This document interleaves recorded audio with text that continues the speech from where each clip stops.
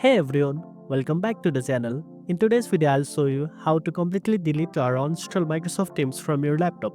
If you no longer need it or plan to reinstall it later, removing Teams is simple. So, let's get started. First of all, click on the Start menu, then select the Settings icon. Next, in the Settings menu, click on Apps. This will show a list of all installed programs on your laptop. After that, scroll through the list or use the search bar at the top to quickly find Microsoft Teams. Once you find it, click the Microsoft Teams, then select Uninstall. A confirmation window will appear. Click Uninstall again to proceed. Finally, restart your laptop to complete the uninstallation process and remove any remaining files.